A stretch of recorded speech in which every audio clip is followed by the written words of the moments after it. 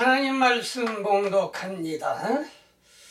사도행전 10장 44절로 48절 말씀까지 봉독하겠습니다.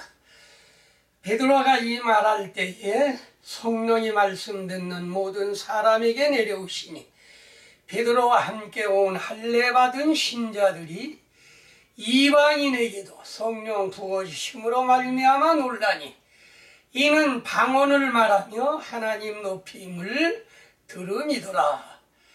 이에 베드로가 이르되 이 사람들이 우리와 같은 성령을 받았으니 누가 능히 물로 세례 베풀음을 금하려 하고 명하여 예수 그리스도의 이름으로 세례를 베풀라 하니라. 그들이 베드로에게 며칠도 머물기를 청하더라. 오늘 본문의 말씀인 것입니다. 오늘 제목의 말씀은 성령 받은 고넬료 가정. 성령 받은 고넬료 가정 전체가 성령 받은 사실이 사도행전 10장에 기록되어 있는데 가이사라의 고넬료라고 하는 백부장이 이탈리아 부대장이었던 것입니다.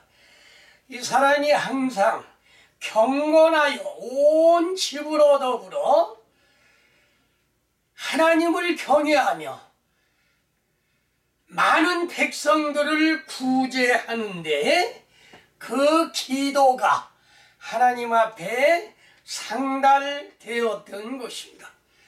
하루는 제9시 기도에 환상을 보는데 하나님의 사자가 들어와서 고넬료야. 그래서 고넬료가 주목하여 보니 네 기도와 구제가 하나님 앞에 상달하여 기억하신 바가 되었으니 네가 지금 사람을 요바로 보내서 베드로라 하는 시몬을 청해 오너라. 그는 무두장이 시몬의 집에 유숙하니 그 집은 해변에 있느니라. 마침 말하던 천사가 떠나가고 고넬료가 집안 하인 둘과 부하 중에서 경건한 사람 하나를 불러 이 일을 다 고하고 이튿날 그들을 요바로 베드로 선생을 모셔오기 위하여 보냈던 것입니다. 그 이튿날 베드로는 제6시 기도에 하나님께 기도를 하는데 환상 중에 황홀했습니다. 대단히 황홀한 중에 하늘이 열리고 한 그릇이 내려오는 것을 보니 큰 보자기 같았던 것입니다. 그런데 그 안에는 무엇이가 들어있느냐 하면 각종 네 발 가진 짐승, 기는 것, 공중의 새, 네 발 가진 짐승, 기어다니는 것, 공중의 새. 여기에는 정결한 것이 없고 부정한 것만 잔뜩 들어있던 것입니다. 그런데 소리가 들리기를 베드로야 일어나 잡아먹어라 하거늘 주여 그럴 수 없습니다. 제가 지금까지 속되고 깨끗지 아니한 거는 결코 먹지 아니하였나이다. 또 두 번째 하나님께서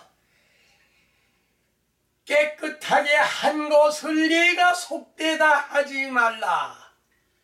내가 깨끗게 한 것이니 네가 속되다 하지 말고 일어나 잡아먹어라. 3번 그런 일이 있은 후에 그 보자기는 하늘로 끌려 올라갔던 것입니다. 베드로가 본 바 환상이 무슨 뜻인가 속으로 생각하고 있는데 밖에서 노크 소리가 들렸습니다. 나가서 누구를 찾느냐 하니 베드로라는 시몬이 여기 유숙합니까? 내가 베드로인데 무슨 일이냐? 그때 이 사람들이 말을 했습니다. 뭐라고 말했느냐면 베드로가 내려가 그 사람들을 보고 이르되 무슨 일로 왔느냐? 그들이 대답하되 백부장 고넬료는 의인이여 하나님을 경외하는 사람이라 온 유대 족속이 칭찬하더니 그가 거룩한 천사의 지시를 받아 당신을 집으로 모셔다가 말씀을 들으라고 명령하시었던 것입니다.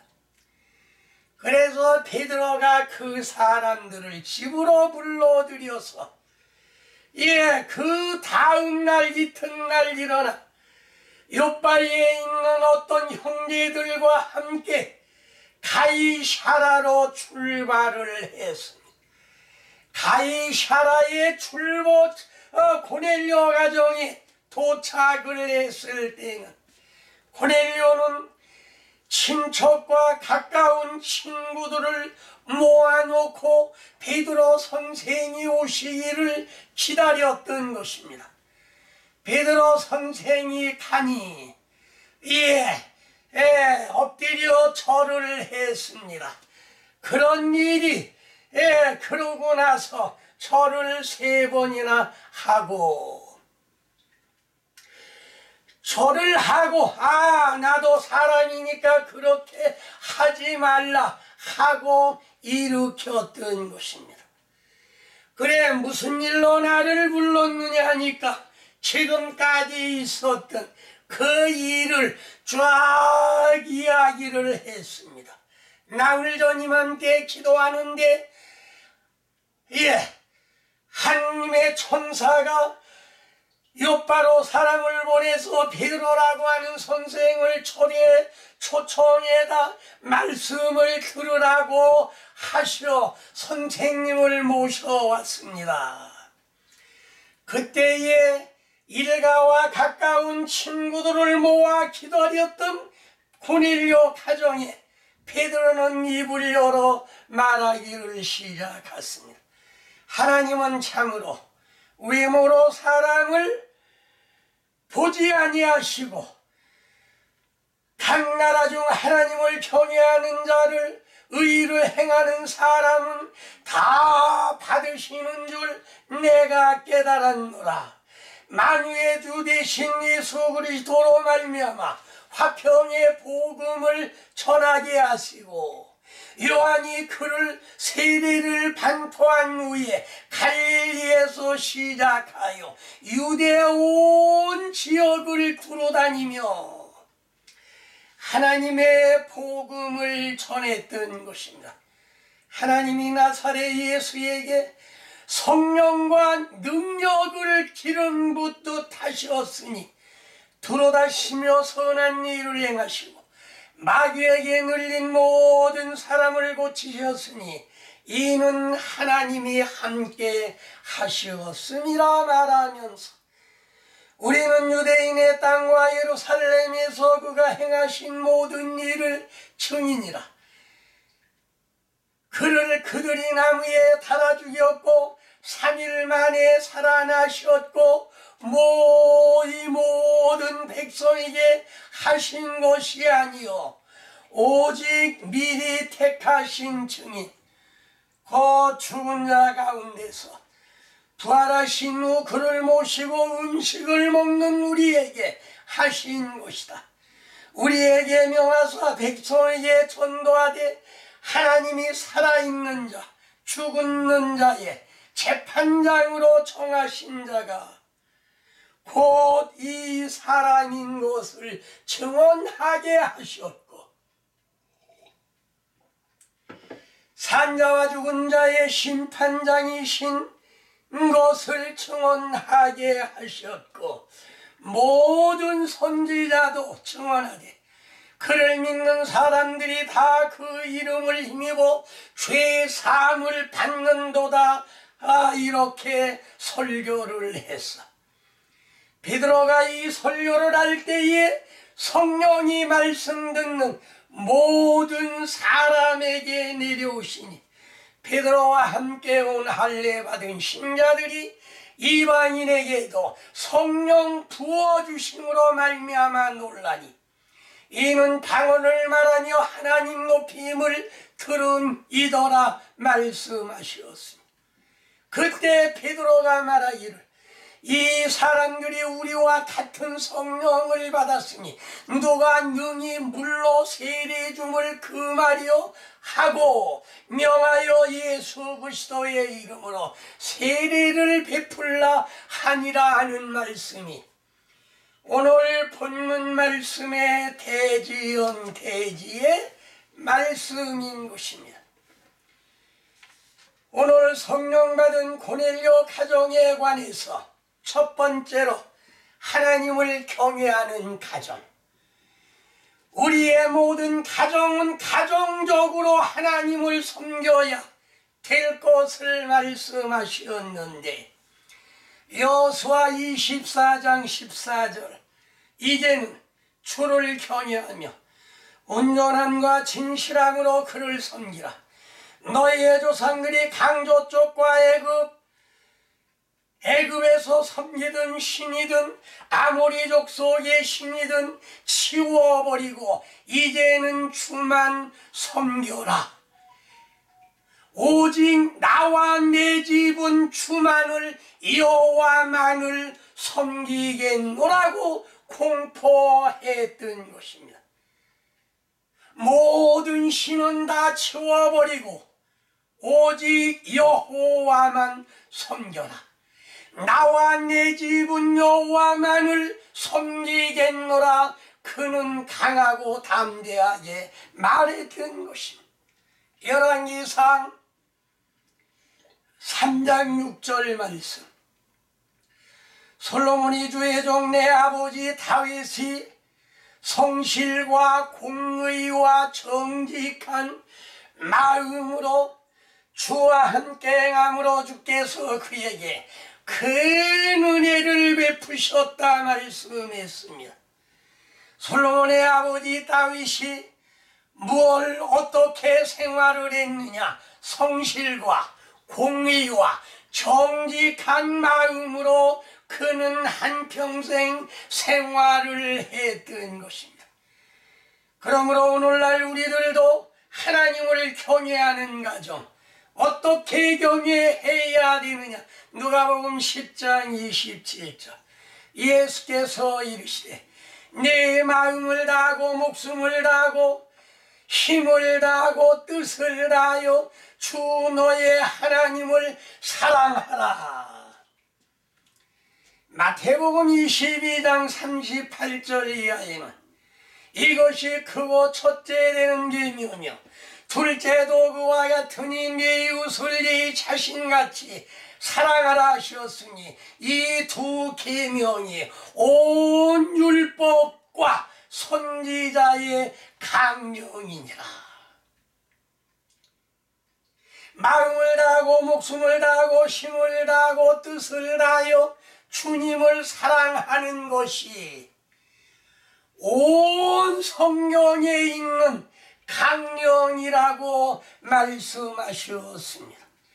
그러므로 오늘날 우리가 하나님을 섬길 때는 반드시 다윗과 같이 성실과 공의와 정직한 마음으로 여호수아와 같이 나와 내 집은 오직 주님만을 섬기겠느라. 예수님이 명령한 마음을 다하고 목숨을 다하고 힘을 다하고 뜻을 다해서 주님을 섬기는 가정이 되어야 되는 것이며 여기에 고넬료 가정은 기도하는 가정입니다. 두 번째로 기도하는 가정. 이사야 38장 1절로 3절 네가 죽고 살지 못하리라. 히스기야가 얼굴을 벽으로 향하여 주께 기도하여 이르되 주여 내가 주 앞에 진실과 전심으로 행하며 주의 목전에 선하게 행한 것만 기억하옵소서 하고 심히 통곡을 하니라. 이사야 선지자는 네가 죽고 살지 못하리라 히스기야 왕에게 말할 때, 히스기야 왕은 얼굴을 벽으로 향하고 지금까지 내가 잘한 것만 하나님 기억하여 주옵소서 하고 심히 통곡을 할 때, 이사야 선지자가 그 말을 전하고 집에 도착하기 전에 하나님이 기도를 응답해서 이사야, 다시금 너는 이사에게 가서 전해라. 내가 네 생명을 15년을 연장해주고 아수르의 손에서 너희들을 구원하리라 하라. 그래서 이사야 선지자는 바로 돌아서서 네 기도가 하나님 앞에 상달된 걸 그대로 전했던 사실을 우리는 알 수가 있습니다. 다니엘 6장 10절, 다니엘이 이 조서의 왕의 도장이 찍힌 것을 알고도 예루살렘으로 향한 창문을 열고 전에 하던 기도하던 대로 하루 3번씩 무릎을 꿇고 기도하며 그의 하나님께 감사하였더라. 총리가 3사람이 있었는데 그 중에 다니엘이 한 사람이 총리입니다. 그런데 왕이 총리 다니엘만 사랑을 하기 때문에 공모를 냈습니다. 자, 어떻게 하면 다니엘을 잡아 죽일 수 있을까? 공모를 해가지고 총리와 지사와 총독과 법관과 관원이 모여 의논을 하기를 앞으로 한 달 동안은 왕에게 다른 신에게나 다른 사랑을 섬기지 못하게 하자. 만약에 다른 신이나 다른 사랑을 섬기면 사자굴에 넣기로 결정을 지었던 것입니다. 그러나 다니엘은 그것이 두려운 게 아니고 늘 하던 대로 집에 가서 예루살렘으로 향한 창문을 열고 하루에 3번씩 무릎을 꿇고 기도했던 것입니다. 그것이 발각이 돼서 다니엘을 사자굴 속에 집어넣었지만은 그러나 사자의 입을 막음으로 다니엘은 상해함을 받지 않았던 사실을 우리는 알 수가 있는 것입니다. 이사야 선지자가 죽을 지경, 히스기야 왕이 죽을 지경에 이르렀을 때 기도해서 살림을 받고 다니엘이 죽음 가운데 기도해서 살림을 받고 기도의 능력이란 능치 못할 일이 없는 것인데 누가복음 22장 43절 천사가 하늘로부터 나타나 힘을 돕더라. 예수께서 힘쓰고 애써 더욱 간절히 기도하시니 땀이 땅에 떨어지는 핏방울같이 되더라. 얼마나 힘쓰고 애써 기도했는지 땀이 땅에 떨어지는데 그 땀이 뭘로 변화가 됐느냐 하면 핏방울로 변화되었다는 사실인 것입니다. 그래서 기도의 능력이라고 하는 건 능치 못할 일이 없습니다.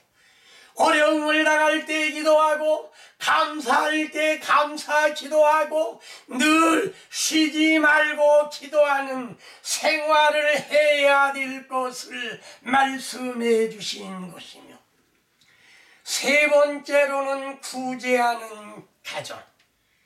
잠언 11장 24절 흩어 구제하여도 더욱 부하게 되는 일이 있나니 과도히 아껴도 가난하게 될 뿐이라. 구제를 좋아하는 자는 풍족할 것이요 남을 윤택해 하는 자는 자기도 윤택하여 지리라. 구제라고 하는 것은 구제하면 풍족해지고 남을 윤택하게 하는 자는 자기도 윤택하여 지리라 말씀한 것은 잠언 19장 17절에는 구제는 하나님께 구워 드리는 것이다. 하나님께 구워 드리면 얼마의 이자를 주시느냐?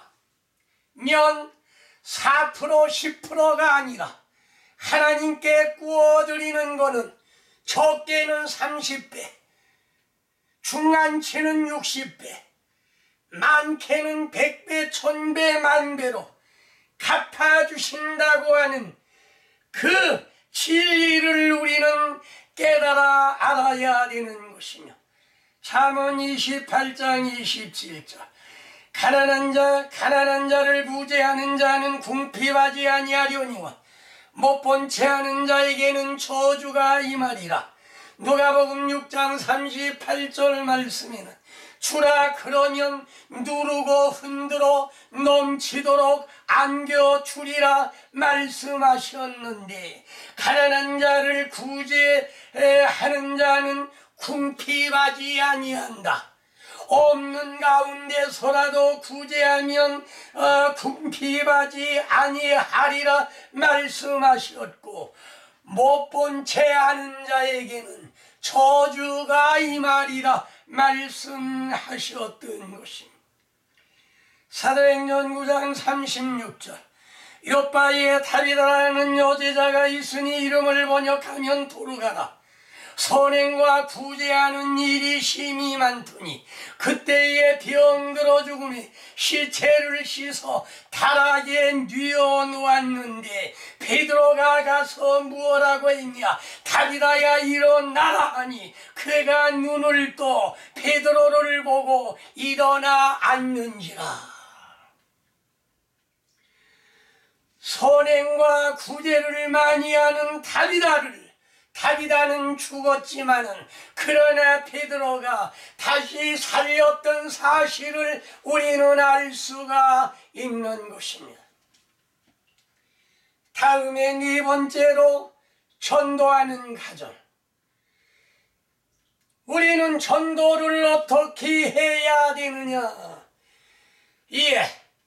마태복음 2장 41절 말씀에 심판때에 니느웨 사람이 일어나 이 세대 사람을 정죄하리니 이는 그들이 요나의 전도를 듣고 회개하였음이오니와 요나보다 심판때에 남방여왕이 일어나 이 세대 사람을 정죄하리니 이는 그가 솔로몬의 지혜로운 이는 그가 심판때에 남방여왕이 일어나 이 세대 사람을 정죄하리니 이는 그가 솔로몬의 지혜로운 말을 들으려고 땅 끝에서 왔음이라고 말했습니다. 여기에는 마지막에 누가 심판하느냐 하면 니느웨 사람과 남방여왕이 니느웨 사람은 요나의 전도를 듣고 하나님을 믿었습니다. 남방여왕은 지혜로운 주님의 말씀을 들으려고 땅 끝에서 왔던 사실을 우리는 알 수가 있습니다. 솔로몬의 지혜로운 말을 들으려.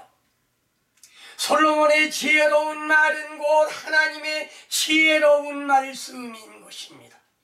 그러므로 우리가 생각해야 될 것은 어떤 전도를 해야 되느냐? 안 믿는 사람에게 예수를 믿으라고 전도하는 것만이 전도가 아니라 우리는 어떻게 전도해야 되느냐? 고린도전서 2장 4절 내 말과 전도하니 지혜에 권하는 말로 하지 아니하고 다만 성령의 나타남과 성령이 나타남으로 하는 전도를 하라고 말씀하셨던 것입니다. 다음에 마가복음 1장 4절 말씀에 세례 요한이 죄의 사함을 받게 하는 회개의 전도를 외쳤던 것입니다. 안 믿는 자에게는 주 예수 믿으라고 전도하고 믿는 자에게는 세례를 받고 죄의 사함을 받으라고 전도하고 성령을 받지 못한 사람에게는 성령 받으라고 전도하고 우리는 전도할 일이 대단히 많이 있는 사실을 우리는 알 수가 있는 것입니다.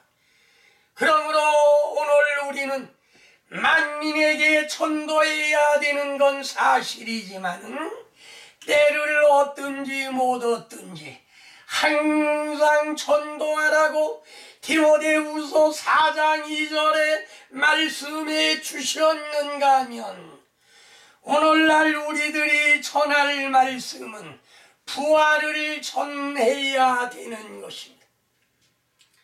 요한복음 5장 24절로 25절 말씀에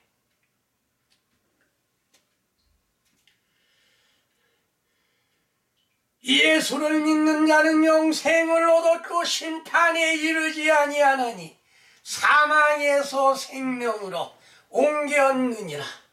죽은 자들이 하나님의 아들의 음성을 들을 때가 오나니 곧 이때라. 듣는 자는 살아나리라.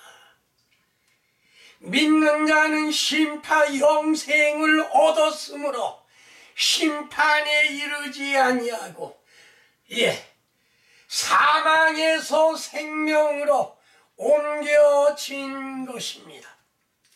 하나님의 아들의 음성을 들을 때가 오나니 이 다음이 아니고 곧 이때라. 지금이라. 지금 듣는 자는 살아나리라 하는 참된 부활, 참된 전도.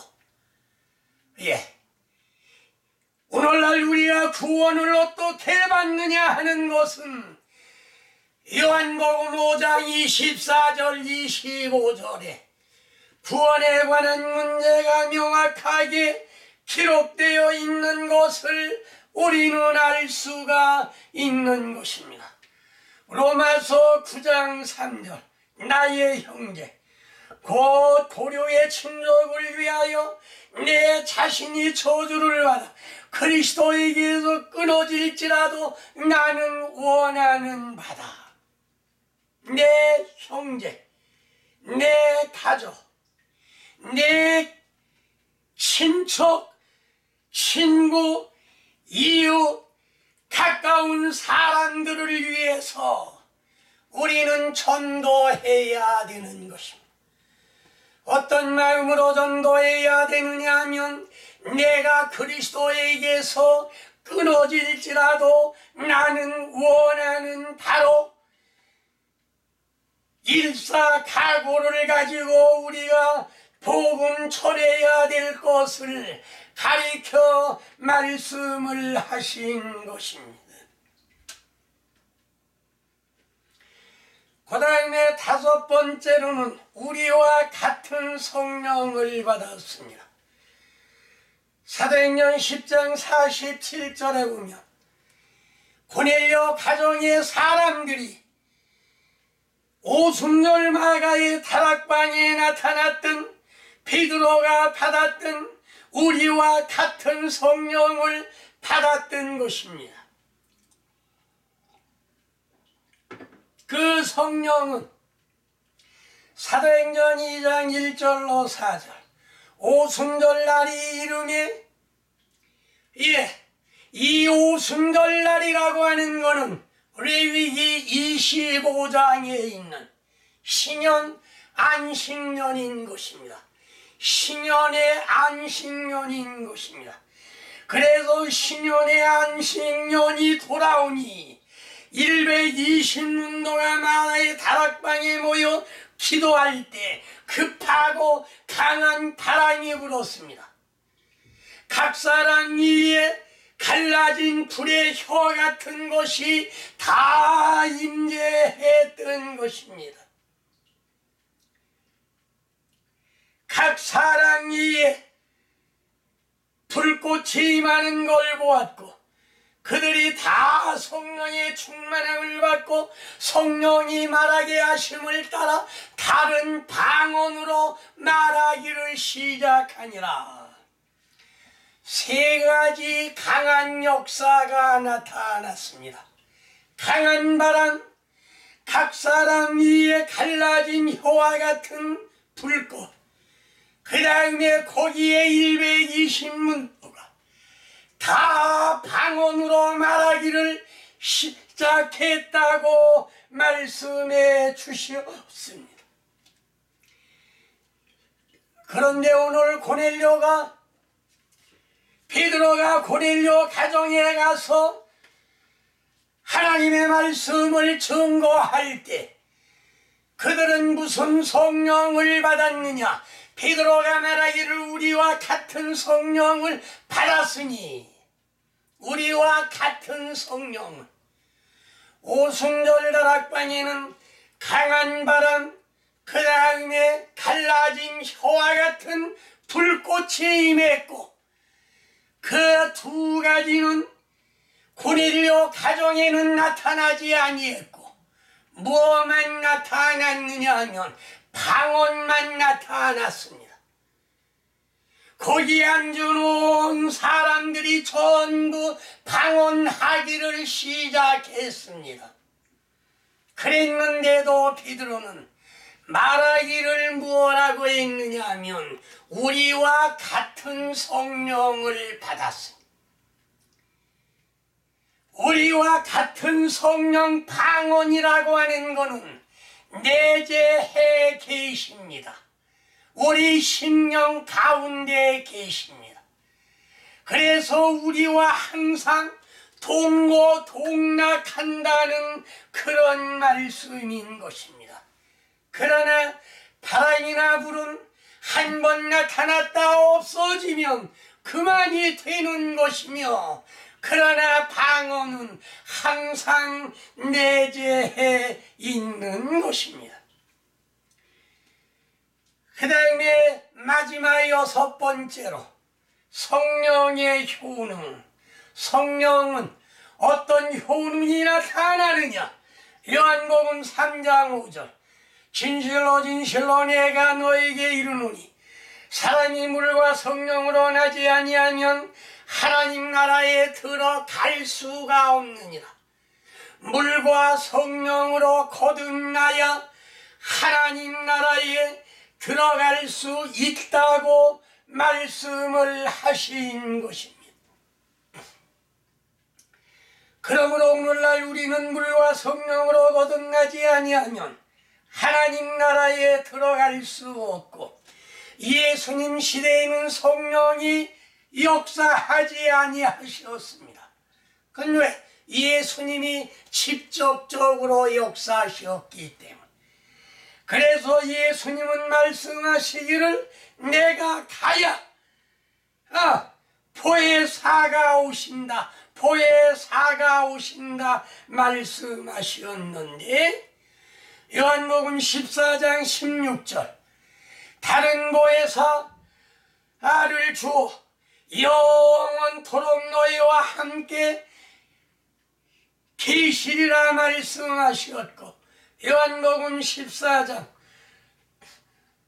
26절 말씀에 보혜사 아버지께서 내 이름으로 보내실 성령 그가 모든 것을 너에게 가르치고 내가 너에게 말한 모든 것을 생각나게 하시리라.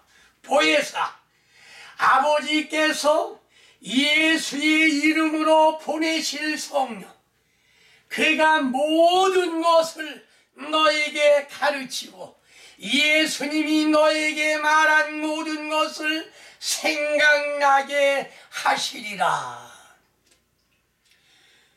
구약에는 여호와 하나님이 역사하셨습니다. 신약 시대에는 예수님 인자가 직접 역사하셨습니다. 예수님이 승천하시고 난 이후에는 성령을 보내주셔서 성령이 역사하시는 시대인 것입니다.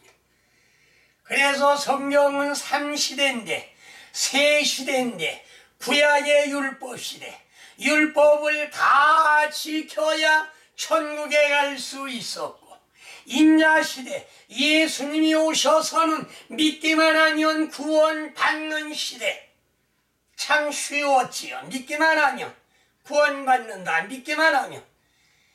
강도지절에서 사형 선고를 받으면서 주여 당신의 나라에 임할 때 나를 기억하옵소서 하니 그거 한마디에 오냐 오늘 네가 나와 함께 낙원에 있으리라. 믿기만 하면 구원받는 시대는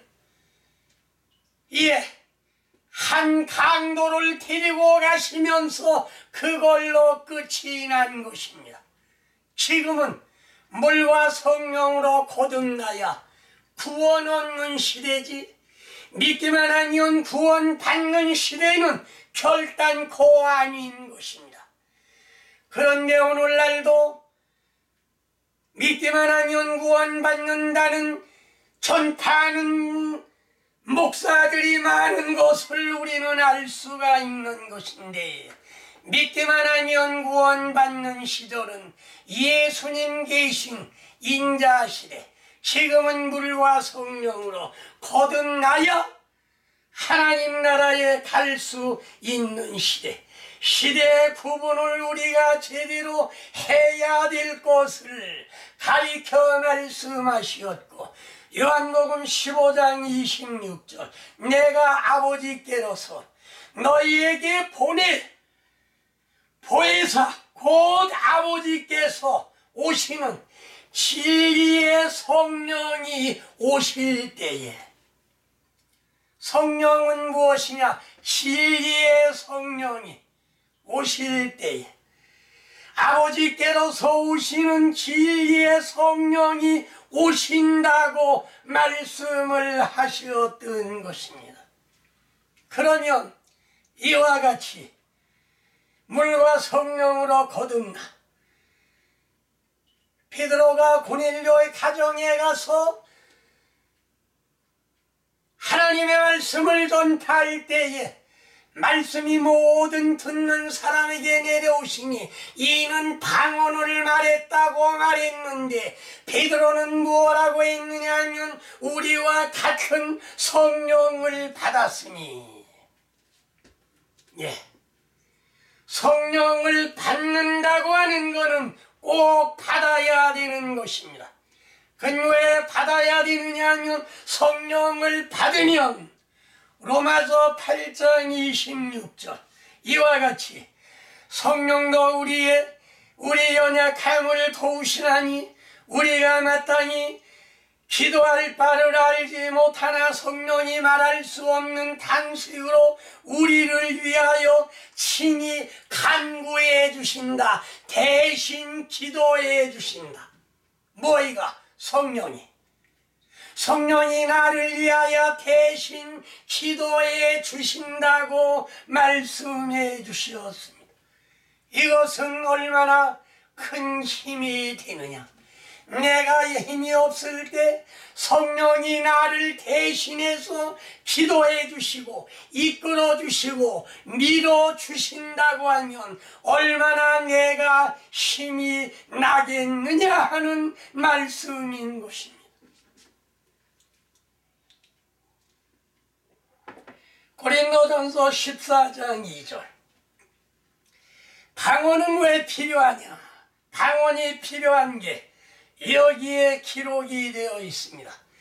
방언을 말하는 자는 사람에게 하지 아니하고 하나님께 하나니 이는 알아듣는 자가 없고 그 영으로 비밀을 말함이니라.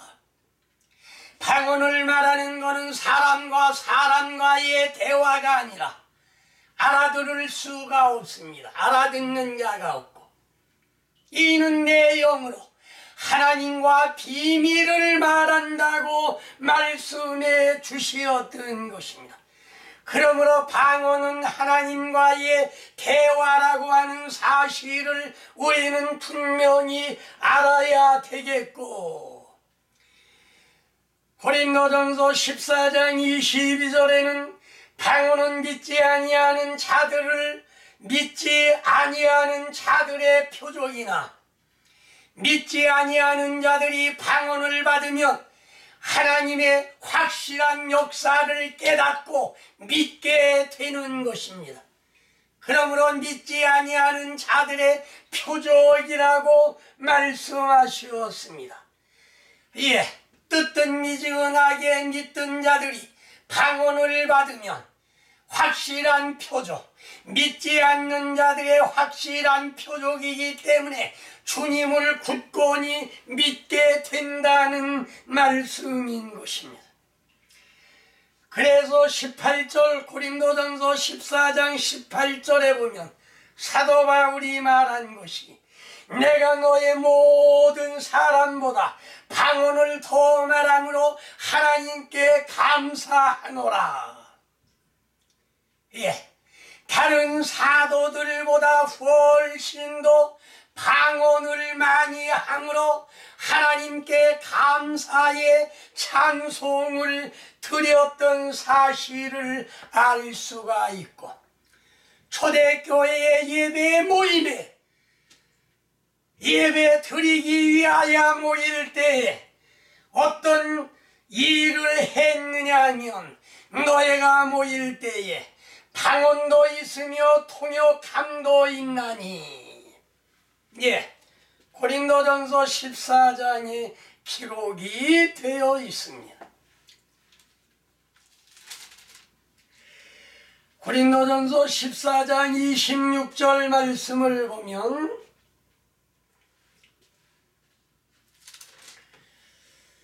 그런즉 형제들아 어찌할까 너희가 모일 때에 각각 찬송시도 있으며 가르치는 말씀도 있으며 계시도 있으며 방언도 있으며 통역함도 있나니 모든 것을 덕을 세우기 위해서 해라 하라 하지 말라 소리가 없습니다.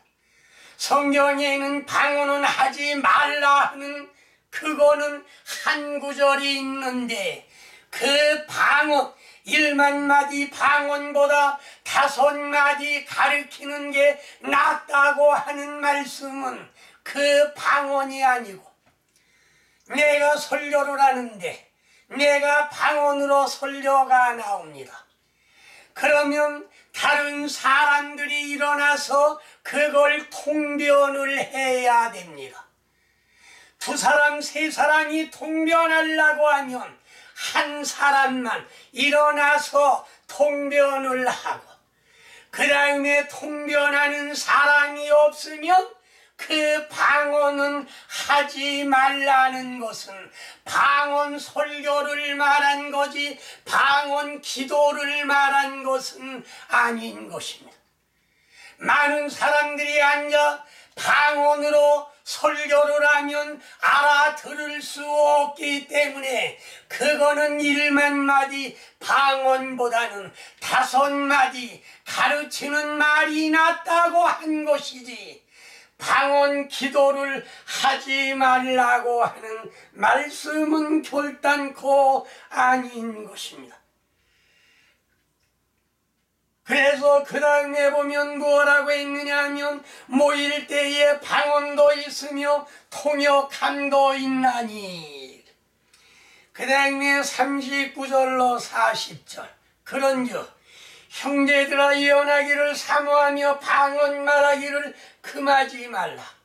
모든 것을 적당하게 하고 질서대로 해라. 모든 것을 사도 바울은 다른 사람보다 방언을 더 말함으로 기뻐한다고 말씀하시었고 그 다음에 예언하기를 사모하며 방언 말하기를 금하지 말라. 모든 것을 적당하게 하고 질서대로 하라고 말씀하시었지. 하지 말라고 한 것은 방언 통역을, 통역이 없으면 그 방언은 하지 말라는 말씀인 것입니다. 그래서 방언에 대해서 오늘 여기에 말씀에 성령의 능력의 역사, 성령도 우리의 연약함을 도우시나니 그가 말할 수 없는 탄식으로 우리를 위하여 대신 간구해 주시는가 하면, 내가 모든 사람보다 방언을 더 말함으로 하나님께 감사하고, 방언은 믿지 아니하는 자들의 표적이므로 확실히 믿게 되는 것이며, 모일 때에 방언도 있으며 통역함도 있고, 그러나 사도 바울은 무엇라고 했느냐? 예언하기를 사모하며 방언 말하기를 금하지 말라. 모든 것을 적당하게 하고 질서대로 하라고 명령하셨던 것입니다.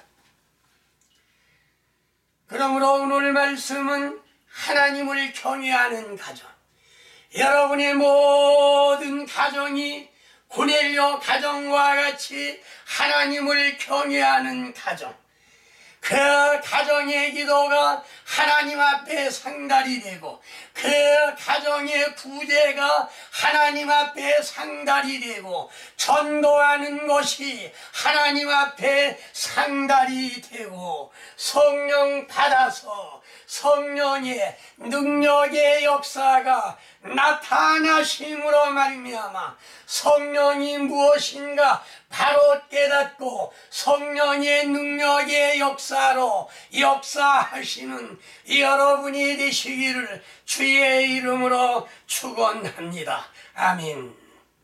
기도하겠습니다. 고넬료 가정과 같이 하나님을 경외하는 가정, 기도하는 가정, 구제하는 가정, 전도하는 가정, 우리와 같은 성령을 받는 가정이 되어서 성령의 능력의 역사로 말미암아 우리들이 하는 모든 일이 성령의 역사로 이루어지는 역사가 나타나게 하시고, 각 신령과 각 가정 위에 성령의 능력이 고넬료 가정과 같이 역사하심으로 말미암아 주님을 사랑하는 가정이 될 수 있도록 축복하여 주시옵소서. 예수님의 이름으로 기도하옵나이다. 아멘.